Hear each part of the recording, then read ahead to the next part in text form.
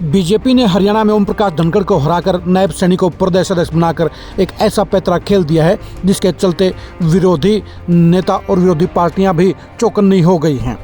नायब सैनी का प्रदेश अध्यक्ष बनाना बीजेपी की एक खास रणनीति का हिस्सा है और ये रणनीति जहां सीधे तौर पर बीसी वोटरों को अपने साथ लामबंद करने की योजना का सबसे बड़ा मास्टर स्ट्रोक है, तो दूसरी तरफ 18 ऐसी सीटों पर भी डायरेक्ट इंप्रेशन डालना है जहां पर सैनी वोटर डिसाइडिंग फैक्टर हैं। जी हां, नायब सैनी के जरिए बीजेपी सबसे पहले उन 18 सीटों को काबू में करना चाहती है जहां पर सैनी वोटर निर्णायक मात्रा में, निर्णायक संख्या में इंप्रेशन डालने का काम करते हैं, वो समीकरणों को बिगाड़ने का काम करते हैं। इन सीटों को ध्यान पर रखकर ही कहीं न कहीं बीजेपी ने नायब सैनी को प्रदेश अध्यक्ष बनाने का काम किया है।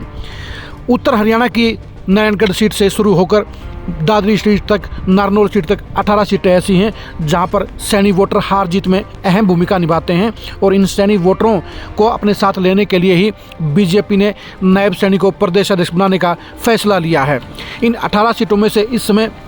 8 सीटें बीजेपी के पास है, यानी 8 सीटों पर बीजेपी के एमएलए हैं, लेकिन 10 सीटें ऐसी हैं जहां पर दूसरी पार्टियों के एमएलए हैं।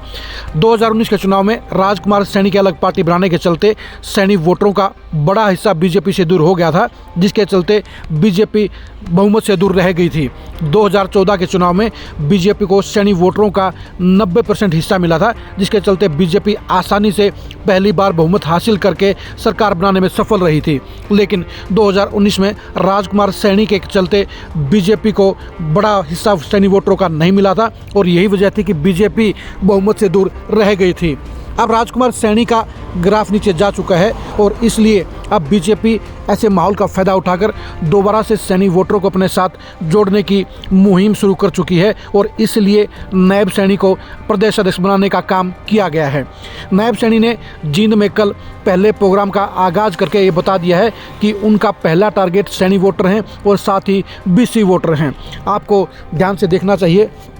नारायणगढ़ है, सडोरा है, अम्बाला सिटी है, मुलाना है, रादौर है, लाडवा है, नीलोखेड़ी है, थानेसर है, पिहोवा है, कैथल है, जींद, हिसार, बरुवाला, हांसी,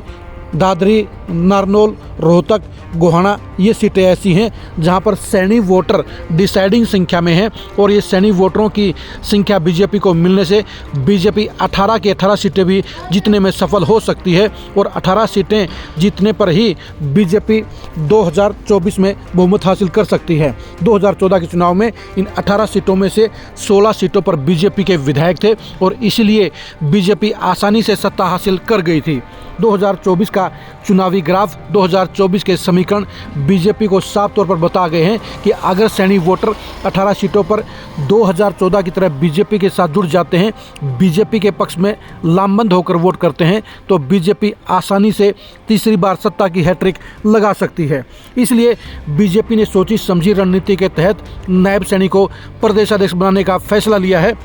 नायब सैनी का अंदाज बता रहा है कि वो पूरी तरह से बीजेपी के एक एक वर्कर को जोड़ने का काम करेंगे, बीजेपी के वोट बैंक और कैडर दोनों को साथ लेकर चलने का काम करेंगे। आप खुद ही सुनिए कि बीजेपी के कैडर को साथ लेने के लिए, एक एक वर्कर को साथ जोड़ने के लिए कल जींद में नायब सैनी ने क्या कहा। और मैं आप सबको एक विश्वास दिलाता हूं, ये विश्वास आज इस ऐतिहासिक भूमि से मैं एक बात कह रहा हूं, क्योंकि ये भूमि ऐसी है कि मैं पूरे, आज मेरा पहला कार्यक्रम है, एक भी कार्यकर्ता के सम्मान के अंदर कमी नहीं आने देंगे, एक एक कार्यकर्ता का सम्मान बढ़ाने का काम करेंगे। अरे कार्यकर्ता मेहनत करता है और मेहनत के बल के ऊपर ही भाइयों ये सरकार बनती है, क्योंकि उसका पसीना बहाता है और वो पसीना जो कार्यकर्ता बहाएगा उस पसीने को हम बेकार नहीं जाने देंगे, उस पसीने को हम सम्मान देने का काम करेंगे। ये मेरी जिम्मेवारी है। और भाइयों, आप लोगों को मैं ये कहना ये चाहूंगा, क्योंकि इन 9 वर्षों के अंदर नरेंद्र मोदी जी ने एक मजबूत भारत, एक सशक्त भारत, शक्तिशाली भारत भाइयों इन 9 वर्षों के अंदर बनाने का काम किया है। आज देश हमारा दुनिया के अंदर आर्थिक रूप से भाइयों 5वें स्थान के ऊपर है। आदरणीय प्रधानमंत्री जी एक बात बोलते हैं कि जब 2029 का चुनाव आएगा तो 29 के चुनाव में ये भारत दुनिया की तीसरी शक्ति बन जाएगा। ये कमाल अगर कोई कर रहा है तो ये नरेंद्र मोदी भाइयों कमाल कर रहा है। हर व्यक्ति की चिंता, एक एक व्यक्ति की चिंता, एक एक व्यक्ति के बारे में विचार, और भाइयों देश के लोगों का जीवन सरल करने का काम।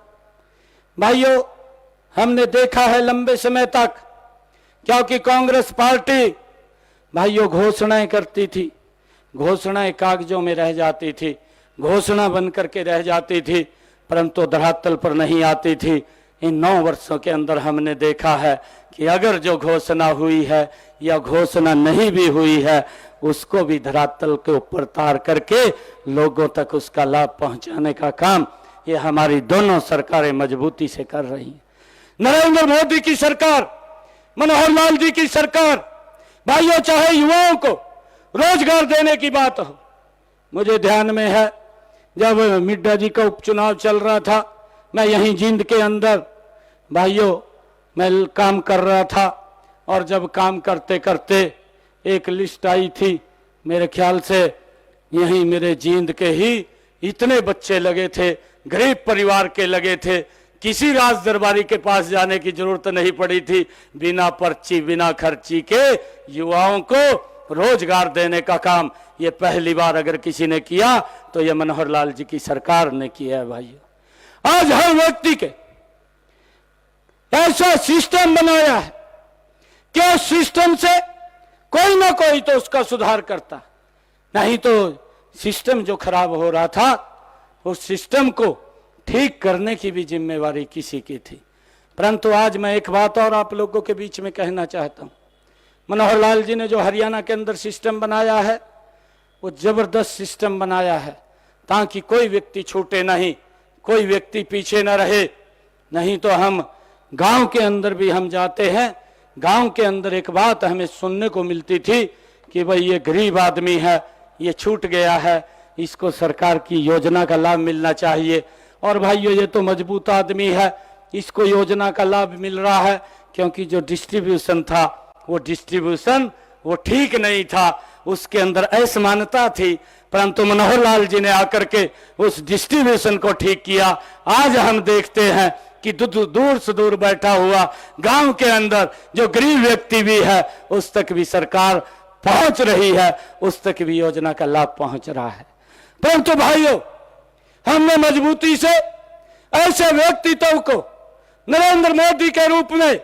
जिसने देश को आगे बढ़ाने का काम किया, पूरी दुनिया के अंदर भारत का नाम ऊंचा किया, चाहे आतंकवाद था, मजबूती से उसके साथ भाइयों उसको समाप्त करने का काम किया है। ऐसे व्यक्तित्व को 2024 का चुनाव हमारे सामने है, और मैं आपको एक बड़े विश्वास के साथ ये बात कह रहा हूं कि आज हरियाणा के अंदर ये 10 की 10 लोकसभा की दोबारा फिर सीटें जीत करके नरेंद्र मोदी जी को तीसरी बार इस देश का प्रधानमंत्री बनाने का काम ये हरियाणा के लोग करेंगे। भाइयों हरियाणा के अंदर आदरणीय प्रधानमंत्री जी वो लंबे समय तक रहे हैं, एक एक व्यक्ति एक एक मनुष्य को वो जानते हैं, उनको मालूम है। और भाइयों सबसे ज्यादा चिंता अगर कोई हरियाणा की करता है तो आदरणीय प्रधानमंत्री नरेंद्र मोदी जी करते हैं, क्योंकि उनका लंबा समय हरियाणा के अंदर बीता है, संगठन के काम के लिए बीता है। तो भाइयों आप सबने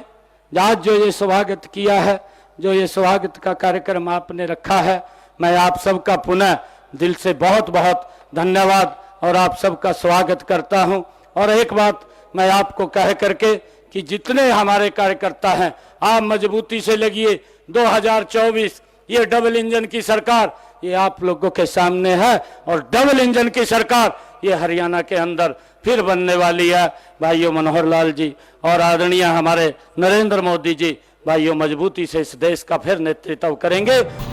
आपने सुन लिया होगा कि नायब सैनिक किस योजना के तहत, किस प्लानिंग के तहत मैदान में उतरे हैं, और वो 2024 के लिए पार्टी हाईकमान के आदेश के अनुसार क्या करने वाले हैं। कल जींद में थे, आज नायब सैनी हिसार में अपना स्वागत समारोह में सम्मिलित होंगे और ये सीट भी सैनियों के एक इम्प्रेशन वाली सीट है। हिसार में भी 20,000 से ज़्यादा सैनी वोटर हैं, यानी एक सोची समझी रणनीति के तहत ही बीजेपी नायब सैनी को पूरे हरियाणा में घुमाने का प्रयास करेगी। 21 नवंबर तक बीजेपी नायब सैनी को हरियाणा की उन तमाम सीटों पर ले जाने का काम करेगी जहां पर सैनी वोटर एक महत्वपूर्ण संख्या में है, डिसाइडिंग फैक्टर में है। और यही वजह है कि अब नायब सैनी 20 दिन के अंदर ही पूरे हरियाणा का दौरा करके बीजेपी के पक्ष में सैनी वोटरों को लामबंद करने का काम करेंगे। नायब सैनी को ये साफ तौर पर टास्क दे दिया गया है, ये जिम्मेदारी दे दी गई है कि वो सबसे पहले सैनी वोटरों को बीजेपी के साथ जोड़ने का काम करें, उसके साथ साथ बीसी वोटरों को भी बीजेपी के साथ लामबंद करने का काम करें। नायब सैनी के जरिए बीजेपी साफ तौर पर गैर जाट वोटरों की अपनी चुनावी रणनीति के तहत, अपनी सियासत के तहत ही बड़े गेम के साथ आगे बढ़ चुकी है। और ये गेम साफ तौर पर बता रहा है कि बीजेपी 18 सीटों में से 15 या 16 उन सीटों को जीतने का लक्ष्य लेकर चल रही है जहां पर सैनी वोटर डिसाइडिंग संख्या में है। और नायब सैनी के जरिए इन 18 सीटों पर बीजेपी ने सबसे ज़्यादा फोकस करने का काम कर दिया है। नायब सैनी बेशक खुद बड़े दमदार नेता नहीं हैं, लेकिन उनकी जाति के वोट 18 सीटों पर डिसाइडिंग फैक्टर रखते हैं। और नारायणगढ़ और कुरुक्षेत्र से बाहर नायब सैनी का अपनी बिरादरी के वोटों पर अच्छा असर है और इसी असर का फ़ायदा उठाने के लिए ही बीजेपी ने नायब सैनी को प्रदेश अध्यक्ष की जिम्मेदारी सौंपी है। संगठन के साथ जुड़ा होने के अलावा, सीएम खट्टर के खास होने के अलावा बीजेपी हाईकमान की रणनीति के फ्रेम पर नायब सैनी बिल्कुल परफेक्ट बैठते हैं और इसलिए नायब सैनी को प्रदेश अध्यक्ष बनाने का काम किया गया है। अब देखने की बात यह है कि नायब सैनी इस कसौटी पर कितना खरा उतरते हैं, नायब सैनी अपनी जिम्मेदारी पर किस तरह से परफेक्ट साबित होते हैं और कितनी संख्या में अपनी जाति के वोटरों को अपने साथ लामबंद करके, अपने साथ जोड़कर बीजेपी को 2024 में सत्ता की तीसरी बार लगातार सरताज बनाने का काम करते हैं। 2024 में 18 सीटों के समीकरणों को समझने के लिए आप खरी खरी न्यूज़ के साथ जुड़े रहिए। 2024 में सैनी बहुलता की 18 सीटों के परिणाम को जानने के लिए भी आप खरी खरी न्यूज़ के साथ बने रहिए। प्रदेश अध्यक्ष के तौर पर नायब सैनी के प्रभाव, इंप्रेशन और असर को जानने के लिए भी आप खरी खरी न्यूज़ के साथ बने रहिए। आप हमारे फेसबुक पेज को लाइक कीजिए, आप हमारे यूट्यूब चैनल को सब्सक्राइब कीजिए। नमस्कार।